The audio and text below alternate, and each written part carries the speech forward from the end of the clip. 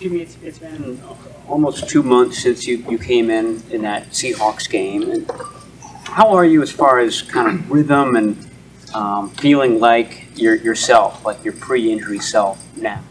I mean, it's getting there. The shoulder, obviously, you're always trying to get that better and better, strengthen it, be able to make some of the throws that you used to make. So I don't think that will ever go away completely. But no, I feel like I'm in a good spot. I feel like our offense as a whole just, every week keeps getting better and better, and we just got to keep that trend going right now. Kyle talked about bringing in Christian McCaffrey. Now you have Devo and Christian and Elijah, all the different skill players. Does that get you a little extra fired up for Sunday night's matchup? Oh yeah. I mean, it's when we got the whole regime out there, it's pretty fun, and we've had 2 good days of practice here.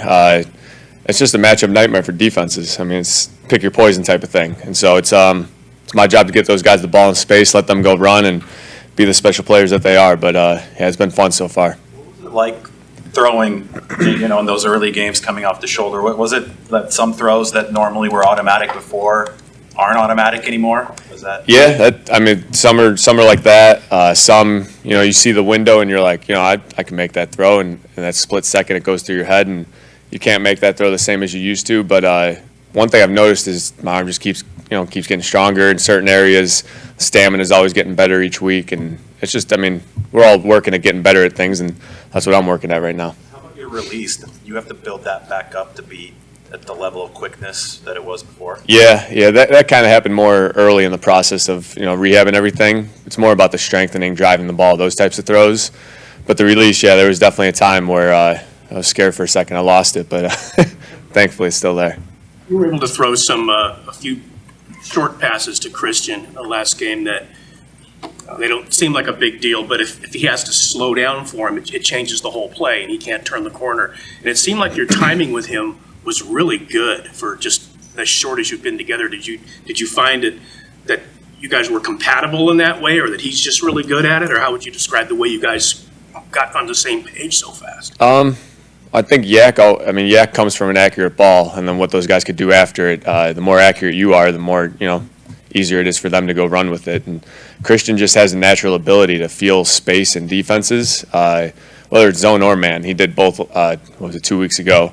There was a couple times in zone where he would just sit it down real, not slowly, but just he would feel the space, be in the right spot, and as being quarterback friendly. And as a quarterback, it's an easy throw for you, and you just got to get him the rock at that point. But yeah, he has a natural feel for it, and we have a couple guys in there that could do that, have that feel. But it's just the more guys you could get with that, the better.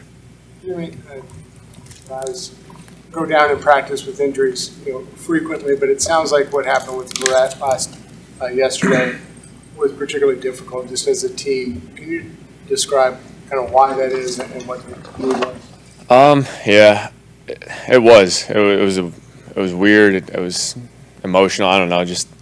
You see it all the time, but in our locker room, that a guy that you've been a brother with for as long as Jason, you've seen him go through the process of injury after injury and just grinding to come back from it. And it's just tough when you see a guy go down like that because, we all put in so much work. The time that you put into this game is, it's unforgiving. And when you see something happen like that, it breaks your heart. But that's football. It's happened to me. It's happened to all of us. It's going to happen to everyone at some point. But you just got to live with it. But yeah, prayers up for him.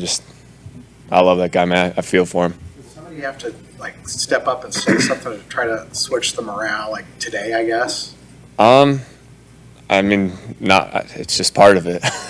I don't know. It's there was a moment there yesterday, where it was awkward, kind of quiet, but just got to move on. That's as cold-hearted as it sounds. That's just kind of part of the business.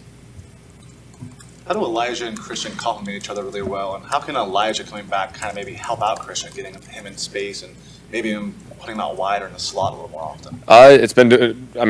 When you have those two in the game together, that's a hell of a combo. There's a lot of combinations that we got guys there. It makes it tough on defenses, but Elijah he has a natural feel for running the ball, and Christian does too. But in our offense, Elijah's just been through more plays, I think. So having Christian, being able to see that and watch Elijah do some of the plays that Christian hasn't done yet, I think will definitely benefit him.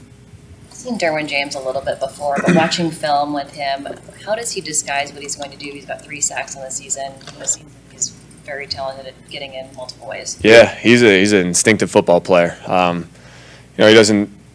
It's hard to describe. He's just he's very instinctive. Like you might think he's going this way, and all of a sudden he feels something, and he'll dart the other way, and it's maybe not even part of their defensive scheme, but he just makes a play on it. And sometimes you got to tip your hat to it, and you just have to always account for him. Pre-snap, you got to know where he's at. See him post-snap where he's going, and when he blitzes, he is trouble. So we just got to handle that. Is it hard to determine what he's going to do pre-snap? Yeah, he makes it tough. He definitely does. He'll keep you guessing, but that's just the game within the game. One of those things where, like, you don't know what he's doing, but they don't know what he's doing at the same time. There's there's part of that. I mean, it's but he makes it work. I mean, when the guy's making plays, you can't really question it. So, but you gotta have an awareness for him, really. A little happy you're not going against Nick's brother.